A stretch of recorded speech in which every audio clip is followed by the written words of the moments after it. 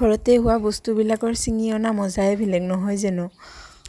তাতেই আৰু শাহুমায়ে অমিতা ছিঙি আনিলে আৰু বজাৰৰ পৰা দেউতাই আনিলে শিঙি মাছ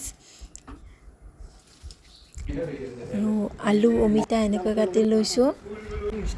আৰু শিঙি মাছ এইটো মই কাটিব নোৱাৰোঁ, মায়ে কাটিছে।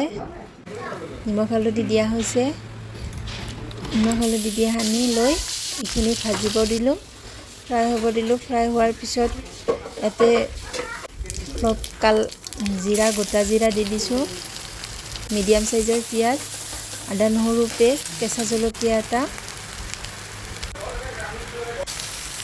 আলু কাটি লোৱা আলু আৰু অমিতাখিনি দি দিছোঁ। ভালকৈ ফ্ৰাই কৰি লৈ পানী দি দিছোঁ।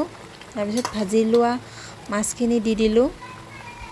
ভালকৈ উতল অহাৰ পিছত জিৰা গুড়ি আৰু ধনিয়া গুড়ি দি নমাই থলোঁ।